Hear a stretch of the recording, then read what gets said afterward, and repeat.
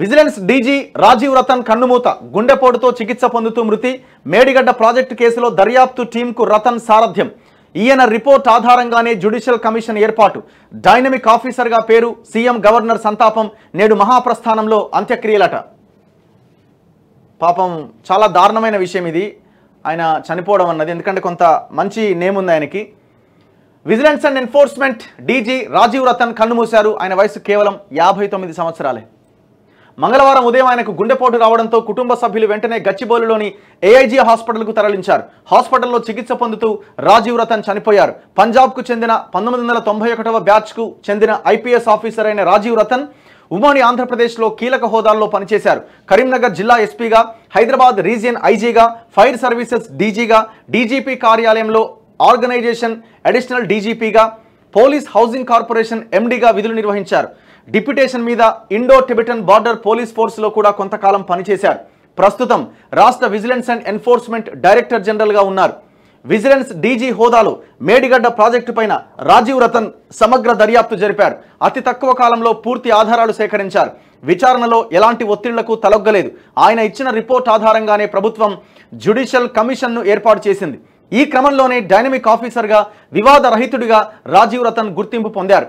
వచ్చే అక్టోబర్లో ఆయన పదవీ విరమణ చేయాల్సి ఉన్నది. రాజీవ్ రతన్కు భార్య, కొడుకు ఉన్నారు.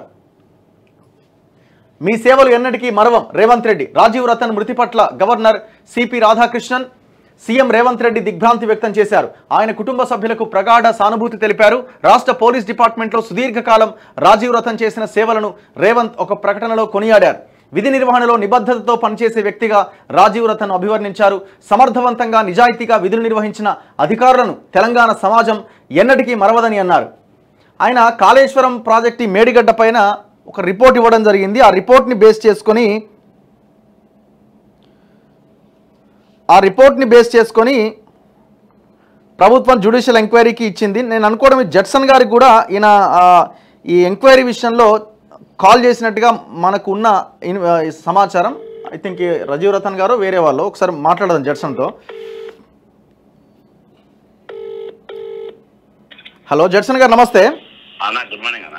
ఏం లేదన్నా, ఇప్పుడు ఈ రాజీవ్ రతన్ గారు చనిపోయినారు కదా, గుండెపోటుతో చనిపోయినట్టున్నారు. మీకు గతంలో కూడా తను కాల్ చేసినారు కదా? అవునన్నా. ఓకే, అంటే ఎట్లాంటి ఆఫీసర్ ఆయన? అది మాట్లాడిద్దామని. ఓకే, మంచి ఆఫీసరు. ఓకే, అంటే మెయిన్ గా నా దగ్గర ఏవి మన ఈ జయేష్ రంజన్ కు సంబంధించినవి. జయేష్ రంజన్, ఓకే. ఆయన సంబంధించినవి డాక్యుమెంట్స్, ప్రూఫ్స్ అన్ని అడిగి ఉంటే ఏమేమి ఉన్నాయని అవన్నీ కూడా ఆయనకు సమకూర్చుకోమన్నా. ఓకే, విజిలెన్స్ చాలా సీరియస్ గా టేకప్ చేసింది అన్ని. ఓకే, ఐటీలో జరిగిన సెక్రటరీ అట్లా ఇది అప్లయన్సెస్ కొన్నారు కదా, అవునవును, టెక్నికల్ ఐటమ్స్, అవన్నీ అవిటి పైన చాలా ఇష్యూస్ పైన అడ్వర్టైజింగ్మెంట్స్ ఏ విధంగా రెండే కంపెనీలకు ఇస్తుండ్రు, దానిపైన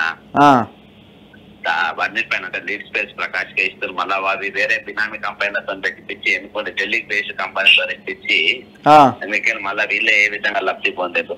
చాలా మంచి ఆఫీసర్ అన్న. అంటే మొత్తం దాదాపు ఛేదిస్తుండే ఆయన. దాదాపు కేసులన్నీ ఛేదిస్తూ దాదాపు దగ్గరికి పోతుండే. గవర్నమెంట్ కి ఎట్లున్నా కానీ గట్టిగా చాలా గట్టి ఇచ్చేద్దాం అనుకోండు. తర్వాత ఈ విజిలెన్స్ అండ్ ఇంకో కేసు కూడా ఇచ్చింది, హైకోర్టు జడ్జిమెంట్ ఇచ్చింది అన్న. ఏది ఐమాక్స్ పీపీపీ ప్రాజెక్ట్ వాళ్ళు డబ్బులు కడతలేరు, జడ్జిమెంట్ వచ్చింది. అది కూడా ఇంప్లిమెంట్ అన్ని చాలా బాగా చేస్తుండ్రు. హఠాత్తుగా ఇట్లా జరగడం మాత్రము రియల్ ఒక మంచి ఆఫీసర్ పోయినట్టు. రైట్ అన్న, ఓకే, రైట్ అన్న.